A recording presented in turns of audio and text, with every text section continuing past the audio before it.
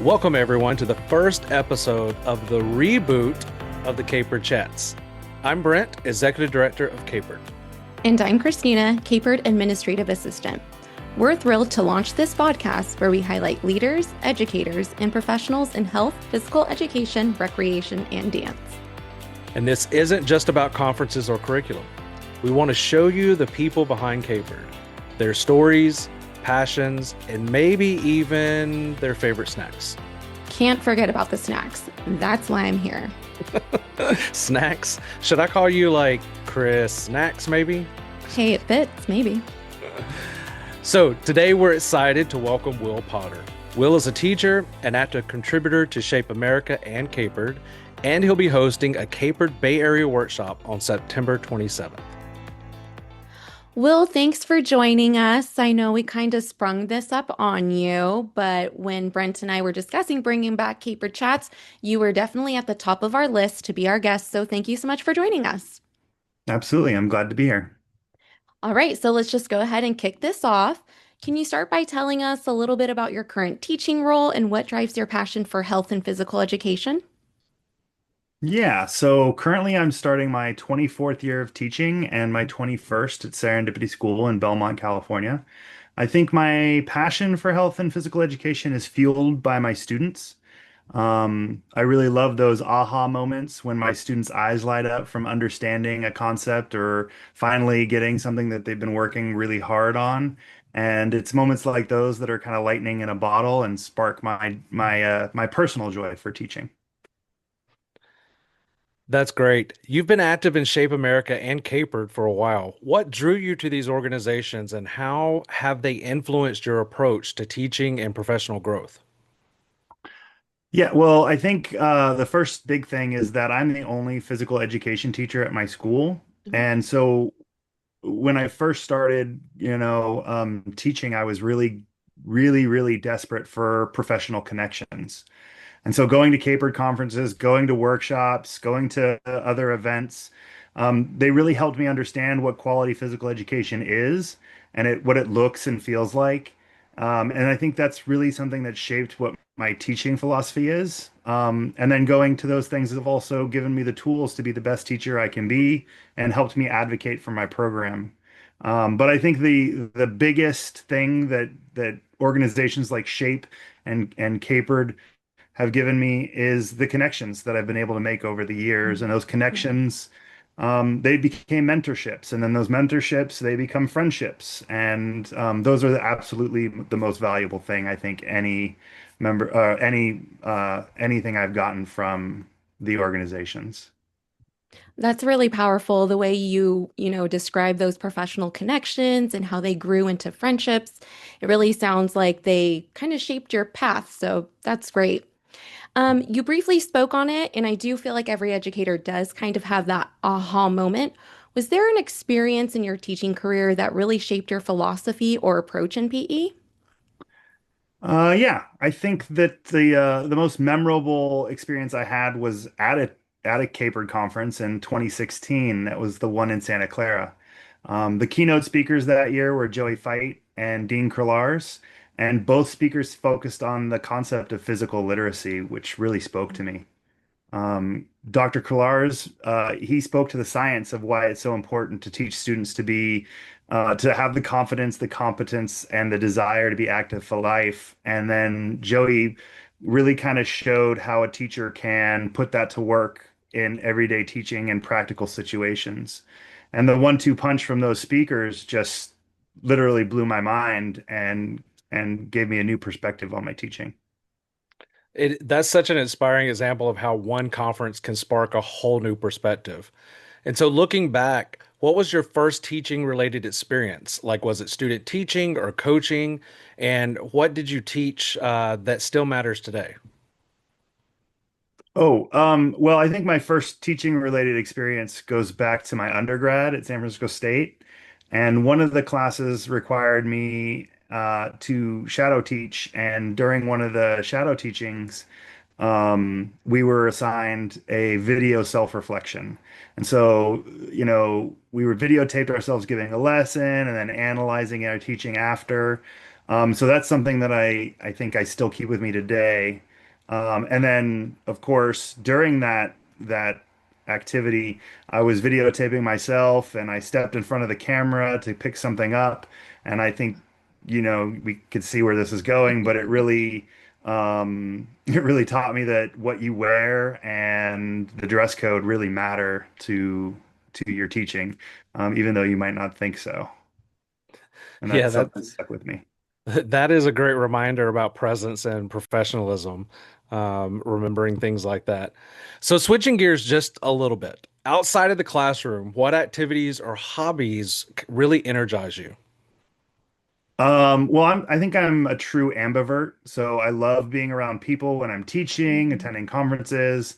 But I also love the peace and solitude that comes from being alone. And I think in my downtime, I really love going to the movies. And there's nothing more grounding than going to the movie theater, sitting in a dark room, shutting off your phone, shutting off your brain, and just quietly sitting in a movie theater and letting the experience of a movie wash over you for 2 hours. So I'd probably say that's something that's kind of energizing to me.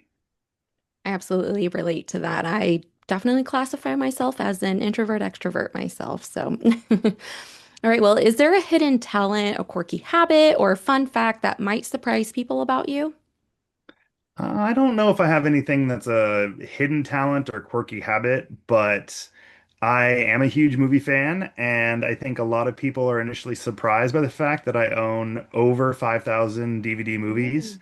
in various forms, physical media. But then they find out that I worked for Blockbuster for like a decade during college and that started my teaching career. So the surprise factor is like, oh, I get it. Yes, and for those of you who do not know what a blockbuster is, it was a national treasure for us growing in the 90s. So that brings back some nostalgia, and that's such a fun connection. So no wonder why you're a film buff. If you could have dinner with any historical figure, who would it be and why? I would definitely, I think, choose Mark Twain. Not only did Good he one. write some of the most impactful American novels, but his humor and wit, I think, would make for a really entertaining dinner conversation. And, I'd like to hear what he has to say about the whole political world. Oh, interesting. Okay, so if you had an entire day to dedicate to learn something new, just for fun, what would you choose? I am fairly musical illiterate, so I think I would pick up an instrument. But I think specifically, I think I would pick up the piano. I'm always left in awe by great musicians, so I think I'd spend the day trying to do that. I agree. That is an inspiring instrument, and it would be a rewarding skill to pick up. Okay, so let's shift gears a little bit and talk about the Bay Area workshop on September 27th. Can you give us a little preview? What will participants learn, and what's the goal of the workshop? Yeah, well, I think the big thing for me is that I love that we can hold a workshop early in the year. A lot of times, ideas and inspirations that you would get at a spring conference kind of get lost in the chaos that comes with the end of the year. You get spring break, and then one thing after another. You just don't have time to really plan or breathe. So I'm really excited that I can jumpstart my year in September, get ideas that I can take with me right away from the conference. And I also think a huge benefit of the workshops is you can make those strong connections with the people in your neighborhood, um, not necessarily statewide. Yeah, that's very true. And that's the way that Capered is divided up, in case you're not aware. We do have regions within the state, and that is the exact purpose of those regions is to help us kind of know who's in our neighborhood, if you will, just as Will said. So it's a great point about starting the year with new energy and ideas. Professional development can be transformative, as you've mentioned previously. How do you hope this workshop impacts teachers' everyday practices in their classrooms? Well, I think I'm most excited about, or I think that this workshop can really impact teachers because we have a lot of great adapted physical education sessions. Um, Adapted physical education teachers, they have, I think, a greater understanding than anyone else that every Mhm. student has specific needs. They have strategies and tools that gen ed teachers might not even think about, but if they can implement them, they can expand their teaching. Um, when NAPEC was in San Jose a few years back, one of the things a presenter said to me was that if you really think about it, all PE is adapted PE. And it's kind of Yeah. true. Every class has 30 different students with 30 different needs, and every one of them is unique. And adapted PE teachers can give you the tool to make your class, your class is meaningful for every student, not just the athletes. That is such a great perspective, and I really love how you frame it because it is true. PE class is, unique in needing those adaptations. So great, great perspective. So, for someone who's never attended a capered workshop before, what makes this Bay Area workshop unique? Well, I don't think it would be an exaggeration to say that this lineup is absolutely stellar. So if you've been following the Instagram account, you've seen the absolute powerhouse lineup. So there's some great homegrown talent that is just starting to get their presentation career off the ground, talking about people like Molly and Cash. And then we've got some, nationally recognized speakers like Steph Sandino, the Shape America National West or the Shape America Western District Health Teacher of the Year, Diane Farthing, and our general session speaker, Dan Tennyson. And Dan was the 2020 Shape America District Teacher of the Year. And I know he's going to bring energy and passion for teaching. He's going to give our participants something really special. Wow, that does sound like an inspiring group of presenters. And knowing some of them personally, I can attest that they are a great group of people that's going to be there. So register online for our Bay Area workshop held at San Jose State on Saturday, September 27th by going to the CAHPERD website, capered.org. Pre-registration ends September 24th. However, you can still register after that date at the workshop. Rumor has it, though, that if you pre register, you're entered into a drawing for a capered conference free registration. Is that true, Will? That's absolutely true. And since Caper this year is in our backyard in Oakland, I think it's a great opportunity for people in the region to, come to a workshop, get a little bit of a primer for Capered, and then you'll be good to go. And if you get that registration, then it's in your backyard part two. We want to take a moment to recognize one of our Caper Diamond sponsors, Rhythm and Moves. Since 1984, they've been pioneers in physical and music education here in California, offering one of the most comprehensive standards-based programs in the state. Their curriculum blends movement, music, and self direction, helping students build confidence, responsibility, and a lifelong love of learning. We are so grateful for their dedication and for their generous support of Capered. Thank you, Rhythm and Moves. Okay, now we're going to move on to what I think is going to become one of my favorite parts of doing this is what we're calling this or that. And so you have no idea the 10 questions or so that we're going to ask you, and you just choose between one or the other. And so no overthinking, just pick. Okay? Okay. All right, first one, indoor class or outdoor class? I mean, I only teach outdoors, but I would definitely prefer an indoor class. Okay. Team sports or individual sports? Team sports. All right, this one's a little bit controversial. And I personally think there is a correct answer. Pineapple on pizza, yes or no? Yes, but not for me. Road trips or taking a flight? I think it depends on different distance, Mhm. but flights for me. Yeah, that one is a hard one. Sweet or savory? Sweet. Instagram or TikTok?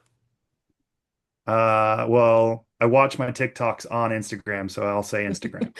Me too. Theme park or national park? Theme park, Disneyland all the way. Summer break or winter break? Ooh. I'm gonna say summer break because it's longer. And collaborative lesson planning or solo planning? Solo, Hmm. Last one. Music in class, always or never?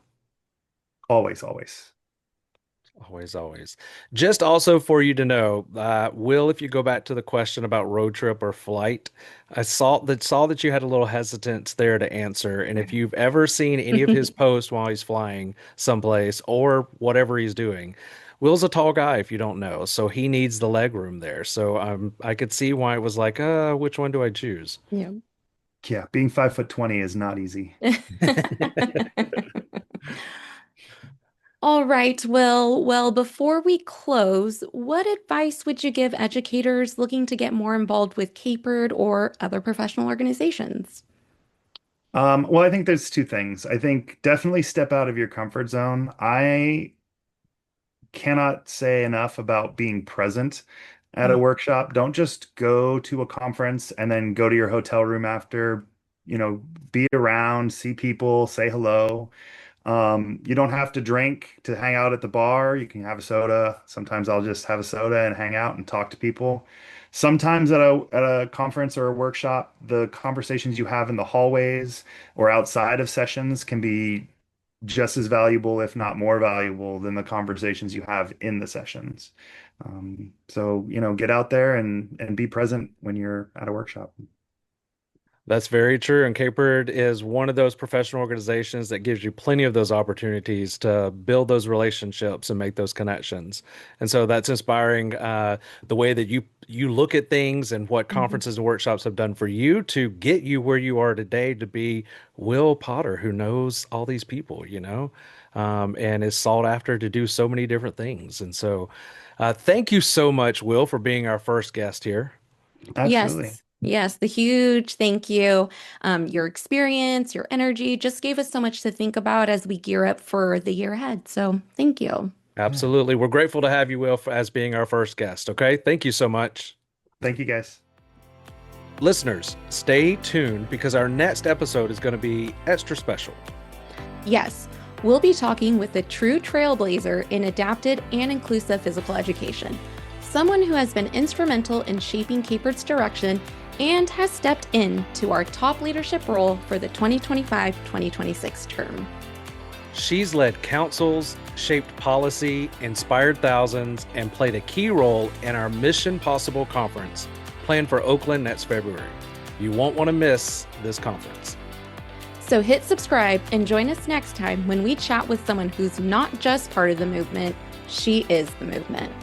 So thanks again for listening. And until next time, keep inspiring, keep connecting, and keep California active and healthy.